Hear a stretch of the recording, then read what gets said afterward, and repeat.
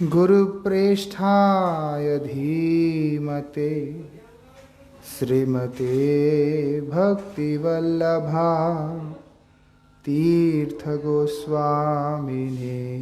नमः। यतीन्द्रियनमस्तुभ्यं गौरकृष्णप्रियात्मने रूपानुगगति ज्ञाय गुरुदेवाय ते नमः। पतितपावन परम करुणामय परम आराध्यतम श्रील गुरुदेव नित्य लीला प्रविष्टोम विष्णुपाद अष्टोत्तर शत श्रीमद् श्रील भक्ति वल्लभ तीर्थ गोस्वामी महाराज जी के अभय चरण में असंख्य कोटि साष्टांग दंडवत प्रणाम करते हुए उनकी अहेतु की कृपा प्रार्थना करता हूँ। परमाराध्य शिक्षा गुरु नित्य लीला प्रविष्टोम विष्णुपाद शिल भक्ति विज्ञान भारती गोस्वामी महाराज जी एवं शिल भक्त निकेतन तुर्याश्रमी गोस्वामी महाराज जी के श्री चरण में असंख्य कोटि साष्टांग दंडवत प्रणाम करते हुए उनकी अहेतु की कृपा प्रार्थना करते। हम लोग यहाँ पर उपदेशामृत को चर्चा कर रहे हैं। ये अमृत है, इसको ग्रहण किया व्यक्ति का जीवन में मृत्यु नहीं होता है, परमार्थिक मृत्यु नहीं होता, यही विशेषता है। नहीं तो भजन में आने के बाद भी परमार्थिक रूप से मृत्यु होने की संभावना होता है।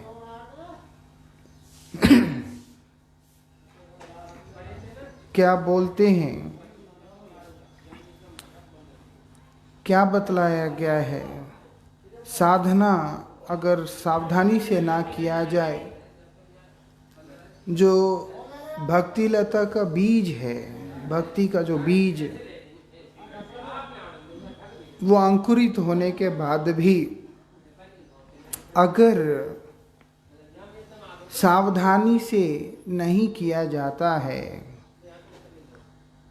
हम इस अमृत को जो नहीं पान कर रहा होता है, जो नहीं पान किया होता है, उसका वो लता के ऊपर आक्रमण होने की संभावना है।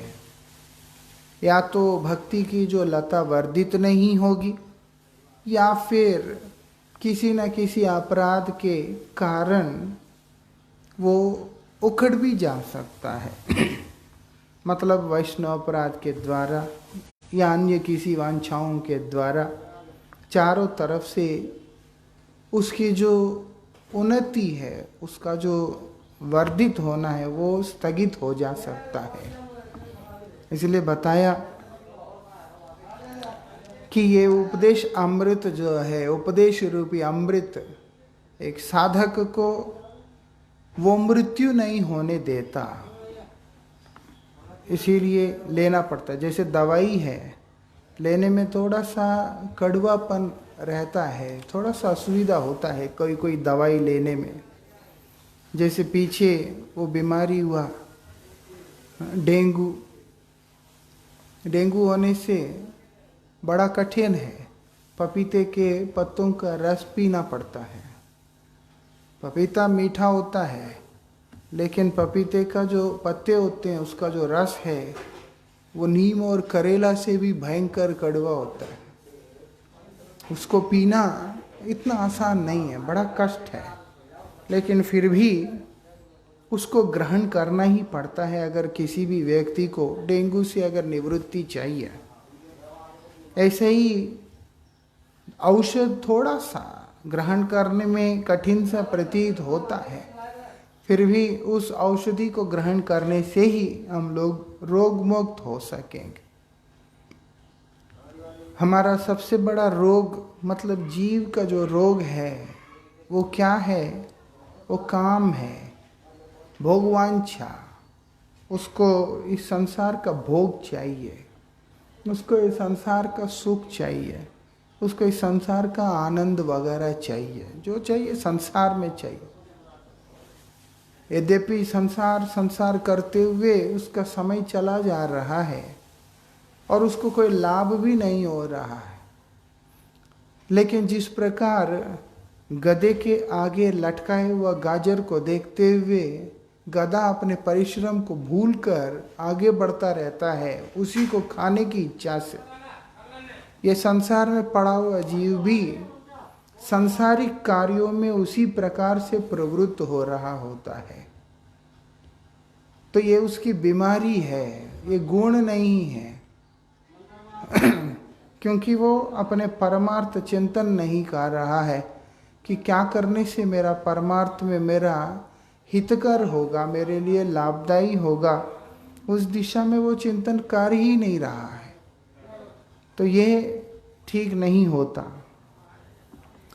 और जो लोग परमार्थ के साधना में आते हैं वो लोग साधना से विमुख ना हो, वो पतित ना हो उस साधना से, उसके लिए श्री रूप गोस्वामी ने कृपा परवश होकर ये उपदेशामृत दिया कि इसको पढ़ लो, इसको सुन लो, इसको समझ लो कि ये अमृत है।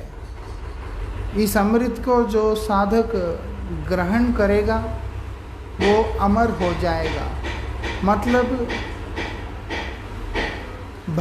भक्ति के पथ पे स्थिर हो जाएगा वो।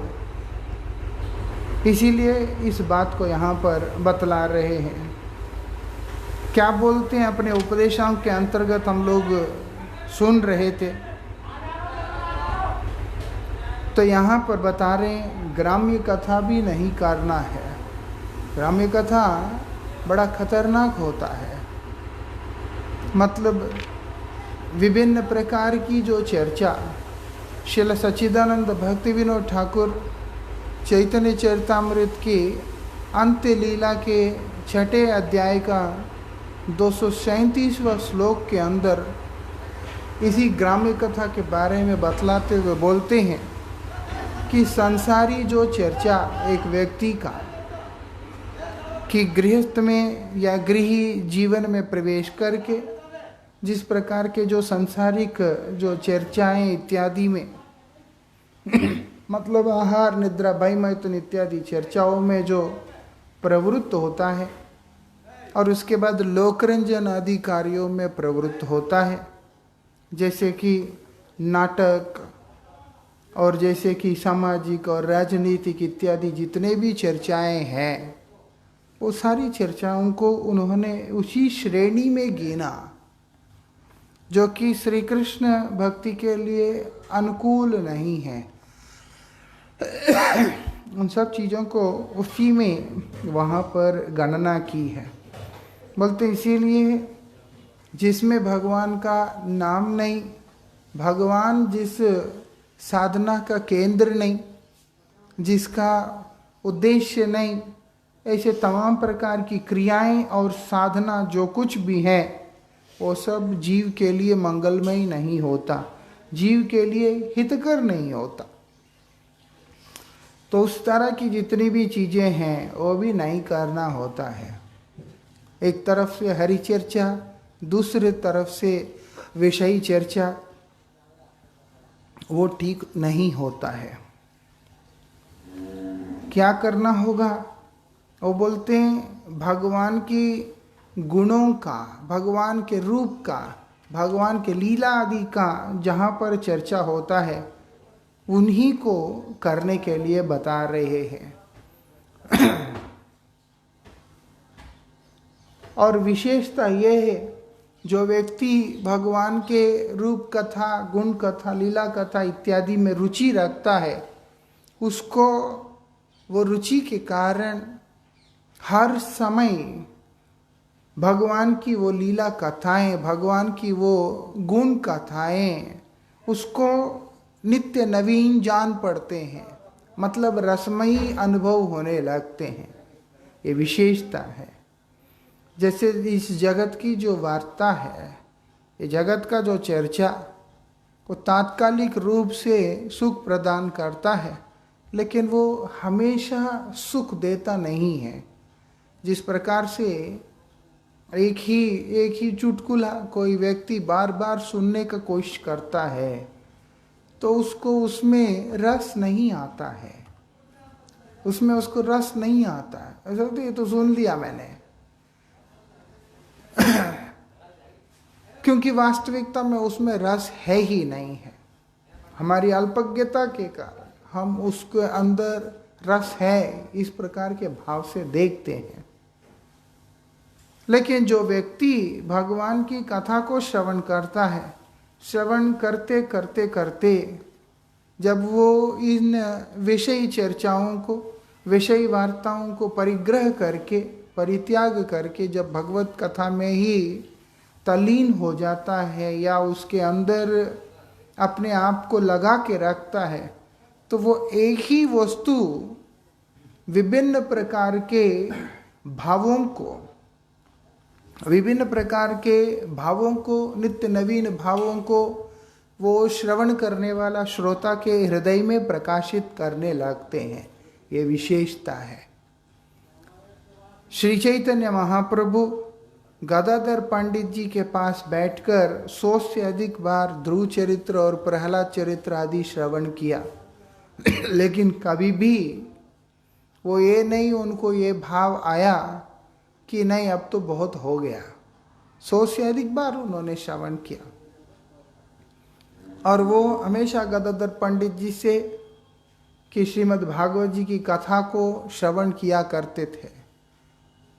क्यों? शुद्ध भक्त जब उसको पान करने लगता है, उसको श्रवण करने लगता है, एक नवीन अनुभूति का आस्वादन उसको हर बार होता है। वो एक तरह की ताजगी को वहाँ पर अनुभव करने लगता है, एक फ्रेश फीलिंग उसको वहाँ पर आता है। ऐसा नहीं है कि ये सुन लिया हमने, इसको हमने कर लिया, सुन लिया, ऐसा नहीं आता। वही महामंत्र है लेकिन जब नाम में रुचि होगा उसके बाद उसी मंत्र को जब कोई साधक कर रहा होता है, एक एक नाम जैसे जैसे उच्चारण करने लगता है, वैसे वैसे उसको एक अलग तरह का अनुभूति उसको आने लगता है, जो कि वर्धित ही होता है। इसलिए श्री चैतन्य महाप्रभु उस अपने शिक्षाष्टक में बता दिया, प्रतिपदम पूर्णामृतास्वादनम, पग पग पे, कदम कदम पर उस नाम के तरफ, रूप के तरफ, गुण की तरफ, लीलाओं की तरफ जैसे जैसे व्यक्ति अग्रसर हो रहा होता है, वो सिर्फ अमृत का आस्वादन नहीं करता, पूर्णामृत आस्वादन करता है। ये विशेषता है। लेकिन विषय वार्ता, ग्राम्य कथा आदि जो वार्ताएं हैं, स्त्री पुरुष संभाषण इत्यादि वार्ताएं, राजनीतिक और जो भी है, उपन्यास, साहित्य आदि, वो सब समय के लिए वो आनंद प्रदान नहीं करते। उसको सुनने वाला व्यक्ति, उसको श्रवण करने वाला व्यक्ति सब समय उस आनंद को अनुभव नहीं कर पाता है, क्योंकि वो सब निस्सार साधनाएं हैं।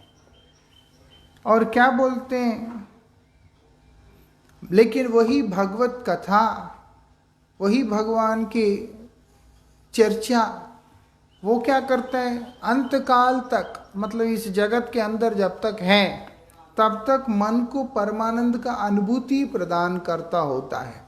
जब हम लोग हरि चर्चा करते हैं, किसी किसी को किसी प्रसंग में रुचि अधिक होता है भगवान का हर कथा तो एक समान रसमयी है, लेकिन फिर भी अनुभव करने के लिए जैसे जैसे साधक एक एक भावों को, एक एक प्रसंगों के प्रति जैसे आसक्त होते हैं, वो चर्चाएं जब वहाँ पर वर्तमान होते हैं, जब चर्चा में आता है, तो उस व्यक्ति को एक अलग तरह का रस का अनुभूति वहाँ पर होने लगता है। ये उसका विशेषता है। और ऐसा नहीं कि एक बार होता है, 2 बार होता है, हर बार होता है मनुष्य सारा शोक, चाहे वो समुद्र समान लंबा और गहरा क्यों ना हो, उस वचन के प्रभाव से सदा के लिए सूख जाता है। व्यक्ति के जीवन में शोक, अगर शोक है, शोक, वो शोक चाहे अथाह समुद्र की तरह क्यों ना हो और गहराई क्यों ना हो, मतलब बहुत ज्यादा शोक है उसको, लेकिन बोलते हैं उन हरिकथा के प्रभाव से वो सब शोक जो है वो एकदम सूख जाता है, मतलब शोक रहता ही नहीं है। यही कथा का ऐसा प्रभाव है। भागवत जी में भी बताया, यश्याम वै श्रियमाणाय श्री कृष्णे परम पुरुषे भक्तिरुत्पद्यते पुंसा शोक मोह भयापा। शोक, मोह और भय तीनों को ही शांत कर देता है। क्या? जो हरि कथा, भगवान की कथा श्रियमान आया, श्रवण करने मात्र से, भगवान की दिव्य कथा को श्रवण करने मात्र से उसके जीवन में भक्ति उत्पद्यते पुंसा, भक्ति का प्रादुर्भाव होता है, भक्ति प्रकाशमान होती है उसके अंदर, ये विशेषता है। भक्ति प्रकाशमान होकर उसके जीवन के अंदर के जो शोक है, उसके जीवन के अंदर का जो मोह है, उसके जीवन के अंदर का जो भय है, उन सब से उसको निवृत्त कर देती है। तो उसके बाद उसका मापदंड नहीं होता शोक का, मोह का और भय का। वो चाहे अथाह सागर की तरह कितनी गहरा मोह क्यों ना हो, कितनी ही गहरा भय ना हो, जो कुछ भी हो, वो सब साधक के जीवन से निवृत्त हो जाता है। अगर वो साधक भगवान का, अगर वो साधक कथा कीर्तन के अंदर प्रवृत्त होता है, ये विशेषता है। इसीलिए बोल रहे हैं कि विषय वार्ता, फालतू की जो बातें, अनावश्यक चर्चाओं के बीच में कभी भी नहीं पड़ना चाहिए। अगर हम लोग भक्ति को वर्धित होता हुआ अनुभव करना चाहते हैं, देखना चाहते हैं, भजन भी करते हैं, ये भी कार्य करते हैं, तो दोनों के बीच में हार्मनी नहीं हो सकता, कि सामंजस्य नहीं हो सकता, कि वो और ये दोनों मैनेज करेंगे, नहीं होता है ऐसे। एक ही हो सकता है। गुरु महाराज जी इस बात को एक अलग तरीका से हमेशा बोलते रहे हैं। बोलते हैं जहाँ काम है, मतलब कामना है, वहाँ तो राम नहीं हो सकते। इसके लिए प्रमाण देते हैं, रवि रजनी नहीं रहे एक धाम। बोलते एक ठाम, बोलते एक स्थान पर, एक अवस्था में, एक स्थिति में दिन और रात एक साथ कभी भी हो नहीं सकता। जिस प्रकार दिन और रात का एक साथ होना असंभव है, उसी प्रकार परमार्थ और स्वार्थ का एक साथ होना भी असंभव ही होता है। लेकिन जिसके जीवन में परमार्थ है, उसका स्वार्थ पूर्ति अपने आप हो जाता है। वो एक अलग बात है। उसका स्वार्थ पूर्ति हो जाता है, क्योंकि उसका दायित्व तो फिर भगवान का होता है। लेकिन जो आसक्ति, स्वार्थ और परमार्थ के विषय में जो आसक्ति है, उसका केंद्र केवल एक ही रह जाता है। मैं अपने इस संसार के प्रति भी आसक्त रहकर संसारिक कार्यों के अंदर भी बड़े उत्साह के साथ में प्रवृत्त होऊंगा, बोलते वो नहीं हो सकता, वो नहीं हो सकता। या हरि चर्चा होगा या विषय चर्चा होगा, दोनों ही होते रहेंगे, ऐसा नहीं होता। अगर होते हैं तो साधक के लिए होते हैं। जो अनुभूति प्राप्त है, जो सिद्धि प्राप्त है, उनके जीवन में फिर ये सब चीजें नहीं होता। और जितनी मात्रा में जिसकी जिस दिशा में रुचि है, उसके जीवन में वही वस्तु का प्रभाव भी रहता है। जैसे किसी की परमार्थ चर्चा में रुचि है, वो परमार्थ पथ पे ही अग्रसर होगा। जिसका विषय चर्चा में रुचि है, वो ना चाहते हुए भी वो समझ नहीं पाता कब वो परमार्थ से दूर होकर के चला गया। बोलते पता ही नहीं चलेगा उसको। विशेषता ही अगर पता चले तो वो स्वयं को सुधारे, उसको पता भी नहीं चलेगा ऐसी स्थिति कब उसके जीवन से परमार्थ दूर चला गया। इसीलिए यहाँ पर रूप गोस्वामी बोल रहे हैं, बड़ी मुश्किल से तुमको गुरु कृपा से, महाप्रभु की कृपा से, राधा कृष्ण की कृपा से भक्ति का बीज प्राप्त हुआ है। उस बीज को यत्न के साथ में रोपण करो। उसको यत्न के साथ में रोपण करना चाहिए। बड़े सावधानी के साथ उस बीज को वहां पर डालना पड़ता है और उसके बाद उस बीज को चारों तरफ से संरक्षित करके उसको अंकुर निकले, उसमें से वो लता वर्धित हो, उसके लिए चेष्टा करना होता है। उसके लिए सारी चीजें अत्यंत लाभदायी है, बहुत सावधानी के साथ करने के लिए बता रहे हैं। और सबसे खतरनाक जो परमार्थ साधन के अंदर और सबसे खतरनाक जो बात है वो है साधु निंदा। साधु निंदा भी बहुत भयंकर है। नारद गोस्वामी 10 नामापराध के बारे में बताते हैं, उसके अंदर सर्वप्रथम उन्होंने साधु निंदा को ही आगे रखा। बोलते वो ठीक नहीं है बिल्कुल। साधु निंदा इतना खतरनाक है, इतना खराब है कि वो हमें कहीं का भी नहीं छोड़ता, क्योंकि साधु का हृदय का धन भगवान का नाम है। एक शुद्ध भक्त जो होगा, एक अच्छा साधु जो होगा, उसके हृदय का जो संपत्ति है वो भगवान का नाम है। वो कभी भी भगवान के नाम से अपने आप को विमुख करके अपने जीवन की कल्पना भी नहीं कर सकते। उनकी कल्पना से परे है। नाम के साथ में इतना प्रेम, इतना लगाव होता है उनका। इसीलिए नाम प्रभु का भी ऐसे भक्तों के साथ में विशेष लगाव होता है।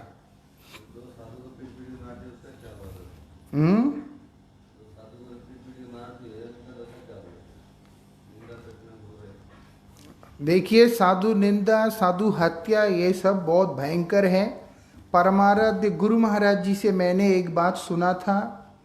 2003 में गुरु महाराज जी तब बेंगलुरु में थे और परम पूज्यपाद श्री शंकराचार्य जयेंद्र सरस्वती जी को उस समय पुलिस लेके गया था, अरेस्ट किया था उनको।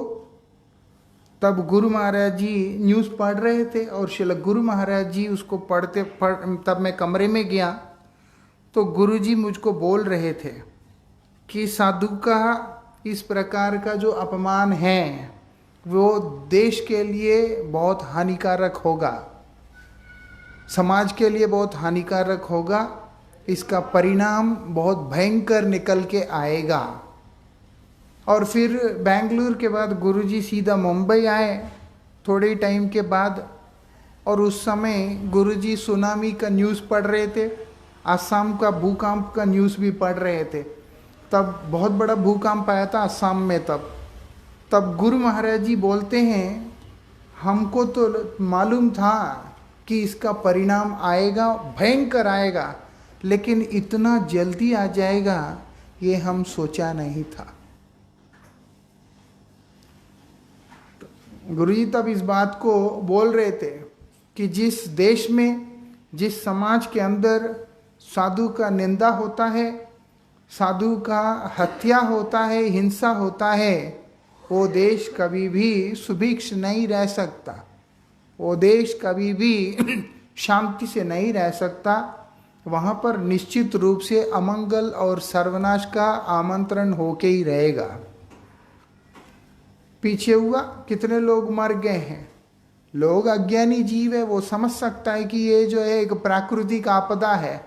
वास्तविकता में प्रकृति भी अपने सहन शक्ति से बाहर हो जाती है। जब इस तरह के अनर्थ होते हैं।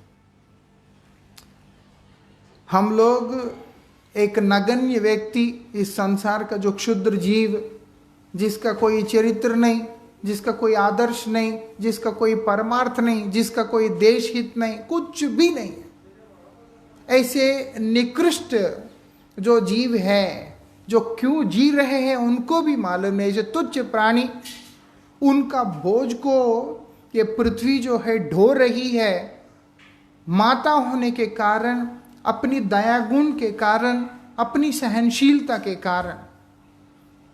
लेकिन वही माता के अन्य जो संतान हैं, जो कि भगवान के चरणानुरागी हैं, वही माता के जो अन्य संतान जो कि भगवान के चरणानुरागी शुद्ध भक्त होते हैं, साधुजन होते हैं, जिनको धारण करके वो प्रसन्न होती है, आनंद को अनुभव करती है। जब अन्य व्यक्ति उन्हीं के प्रति जब हिंसा का भाव रखते हैं, तो निश्चित रूप से माता का भी वश से बाहर हो जाता है। वो अपने संयम को खो जाती है और उस परिस्थिति के अंदर प्रकृति के माध्यम से मालूम पड़ता है कि किस प्रकार से उसका परिणाम आ रहा है।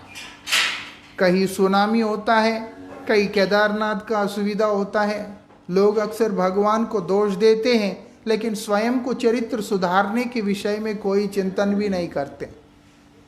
तुम ऐसे पुण्य क्षेत्र में जाकर शराब पीते हो, तुम ऐसे पुण्य क्षेत्र में जाके वहां के सेवकों का निंदा करते हो, तुम एक असद और निकृष्ट पूर्ण आचरण करते हो, अधार्मिक कृत्यों में प्रवृत्त होते हो।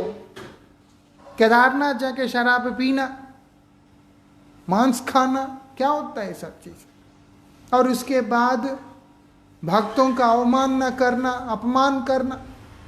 तुम एक निकृष्ट जीवन को व्यतीत करने वाला व्यक्ति, और उसको भी भले सहन कर ले, लेकिन जब उनके चरणानुरागी, भगवान के चरणों में अनुरागी भगवान के जो भक्त होते हैं, भगवान के भक्त चाहे ब्रह्मोस उपासक क्यों ना हो, चाहे परमात्मा के उपासक क्यों ना हो, और स्वयं भगवान के उपासक क्यों ना हो, वो अद्वैत ज्ञान तत्व जो एक तत्व की उपासना करने वाला कोई भी व्यक्ति, उनमें से किसी के भी प्रति दोषपूर्ण आचरण नहीं करना चाहिए। करने पर समाज फिर वो इस चीज को झेल नहीं पाएगा।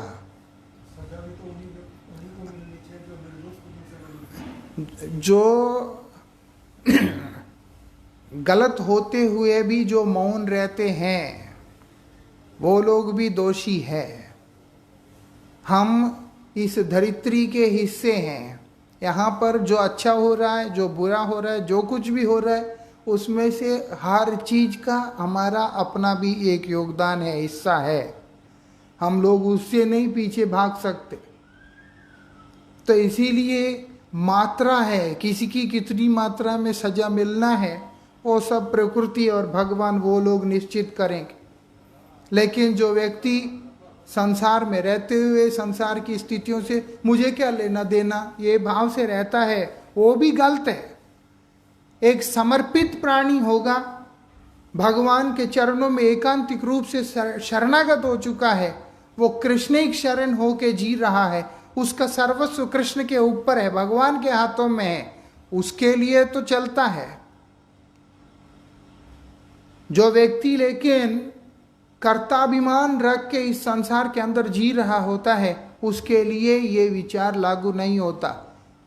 जो कर्ताभिमानी नहीं है, जिसको यह है कि मेरा तो अपना कुछ नहीं है, जो है गोविंद का है, उनकी इच्छा से ही मेरा इच्छा है, उनकी सेवा ही मेरा जीवन है, ऐसे समर्पित होकर जो पूर्ण शरणागत होकर चल रहा होता है, उसके अतिरिक्त बाकी जितने भी प्राणी इस संसार के अंदर हैं, जिनमें कर्ता का अभिमान है, वो सारे ही व्यक्ति के हिस्से में ये चीजें आते ही आते हैं। ये नहीं कह सकते कि उसने किया मैंने नहीं किया। तुम भी उसी समाज में हो जिसमें उसने किया, तुम्हारा भी उस समाज के अंदर हिस्सा है, योगदान है, कंट्रीब्यूशन है। एक व्यक्ति से समाज नहीं होता। बहुत सारे व्यक्तियों से, तब जाके समाज का निर्माण होता। एक आदमी से देश थोड़ा होता, ऐसा होता है। इसीलिए हमारे स्थान में, हमारे सामने जो कुछ भी हो रहा है, उसमें जो कोई भी व्यक्ति अपनी प्रतिक्रिया को व्यक्त नहीं करता, तो वो व्यक्ति निश्चित रूप से दंड के अधिकारी है। यह है कि किसी को मानसिक रूप से उत्पीड़न मिलता है, किसी को शारीरिक रूप से मिलता है, किसी को किसी और प्रकार से मिलता है, लेकिन मिलेगा जहाँ पर, जिस धरती के अंदर अब देखो, भारत जैसी पवित्र भूमि, पुण्य भूमि है, एक महान आध्यात्मिक ऊर्जा का केंद्र है। इसी कारण से भारत के अंदर शांति भी सर्वाधिक है। और देशों में लोग कम हैं, बहुत कम हैं, सुविधाएं ज़्यादा है, सब कुछ है, लेकिन फिर भी वहाँ पर ये शांति उन लोगों के जीवन में नहीं है। यद्यपि हम यहाँ कुछ विशेष ना करने पर भी यहाँ का वातावरण ही ऐसा, इसके अंदर ऐसी ऊर्जा है जो हमें मिल रहा है। वहाँ पागल हो चुके हैं लोग, लॉकडाउन में कई देशों में लोग पागल हो चुके हैं, और थोड़ा बढ़ने से तो आधे लोग तो दिमाग खराब हो जाएगा उधर। तो आगे ही सब कुछ रहने के बाद भी लोग पागल खाने में जाके इंजेक्शन दवाइयाँ खा के आते हैं। अभी 1-1 महीना 2-2 महीना ऐसे घर रखने पर वो दीवार खाने को आ रहे हैं, वो लोग तो मरने वाले हाल हो गया कई जगह पे ऐसे बैठ के। लेकिन भारत में एक अलग भाव है। उसका कारण क्या है? वो भाव हम भी अनुभव कर रहे हैं। उसका कारण यही है क्योंकि ये देश की जो ऊर्जा वो हमें भी मिल रहा है, हम यहाँ का एक हिस्सा होने के कारण। ऐसे ही यहाँ जो नेगेटिव होगा, जो होगा, यद्यपि हम लोग स्वयं नहीं भी कर रहे हैं, तब भी हमको उसका प्रभाव मिलेगा। ऐसा हम लोग ये नहीं बोल सकते कि आई एम इनोसेंट, कोई भी इनोसेंट नहीं है।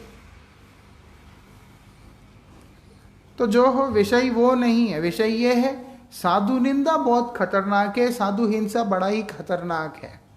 जो व्यक्ति साधु का द्वेष करता है, साधु का हिंसा करता है, वो व्यक्ति अपने सर्वनाश को ही आमंत्रण कर रहा होता है।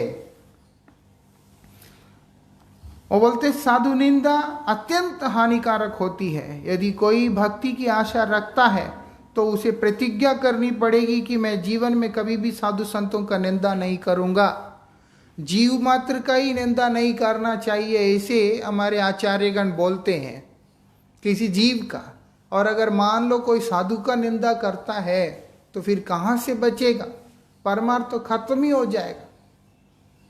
जीव मात्र भगवान के शक्ति के अंश है, इसीलिए जीव वो नहीं समझ पा रहा है मायाबद्ध होने के कारण। लेकिन जीव जो सामने दिख रहा है वो वास्तविकता में भगवान का दास है, जो एक उत्तम भूमिका में पहुंचता है, एक उत्तम अवस्था में पहुंचता है। केवल वही इस बात को समझता है कि कृष्ण तमाम जीवों के हृदय में है और जितने भी प्राणी हैं वो सब भगवान के, मेरे इष्ट के ही दास है, मेरे प्रभु के ही दास है, सबके सब तो दास है। तो इसीलिए वो किसी के प्रति हानि का भाव नहीं ला सकता। जीव मात्र कोई हानि नहीं पहुंचाता वो, कि जीव भगवान का दास होने के कारण। और जो व्यक्ति उन जीवों के अंदर से भगवान के प्रति भक्ति रखता है, भगवान के श्री चरणों में समर्पित होता है, भगवान को ही अपना सर्वस्व मानता है, फिर ऐसे व्यक्तियों का निंदा वो बोलते वो तो सर्वनाश का ही कारण हो सकता है और कुछ नहीं हो सकता। जीव निंदा ही खतरनाक है, वही ठीक नहीं है। किसी के प्रति हिंसा का भाव ठीक नहीं है। अपने मन से, अपने वाणी से, अपने कर्मों से किसी को भी हिंसा करना, इससे ज़्यादा खराब और कुछ हो ही नहीं सकता। उनमें से तो भक्तों के प्रति तो बिल्कुल ही नहीं करना चाहिए। भगवत भक्त ही साधु है।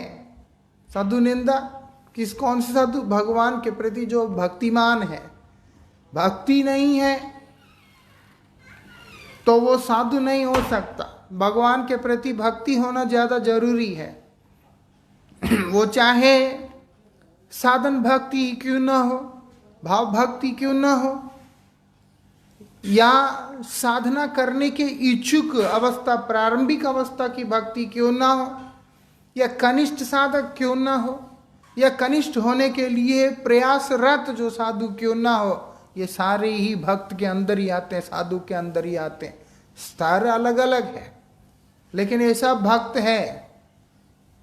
तो इनमें से किसी के भी प्रति ऐसी भाव रखना ठीक नहीं है।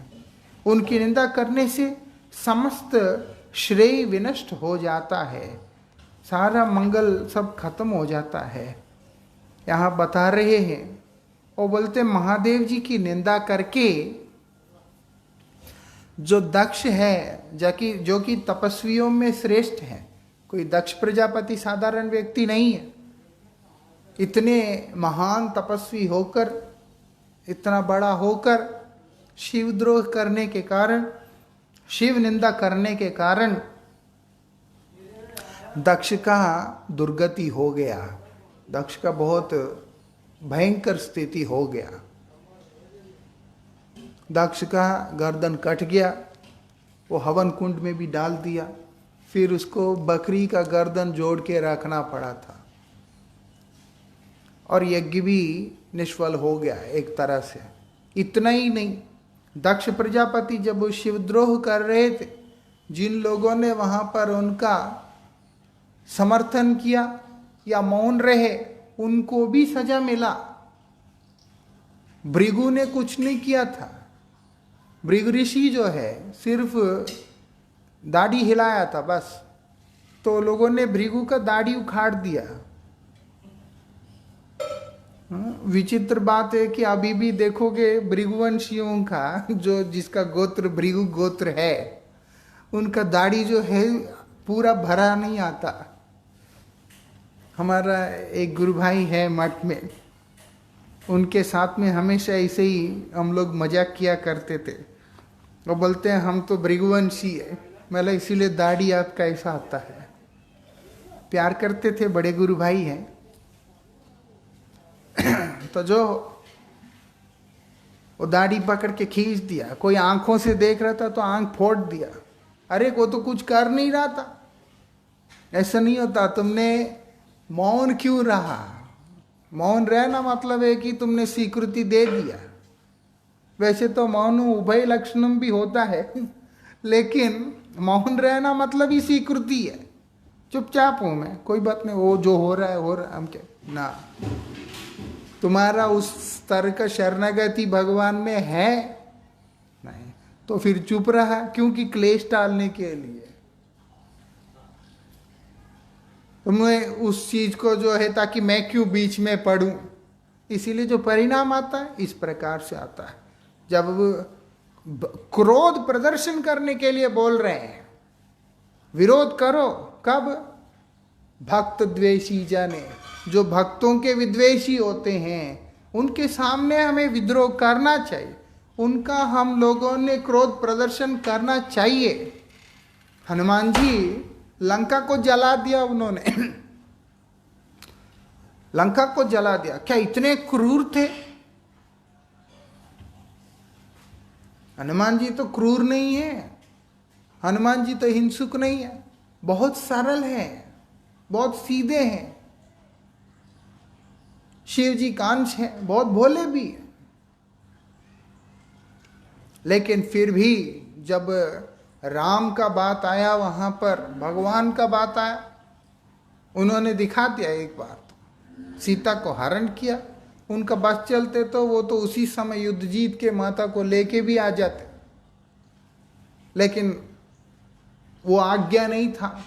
इसीलिए जितनी मात्रा में था, जितना वो कर सकते थे, उन्होंने उतना किया।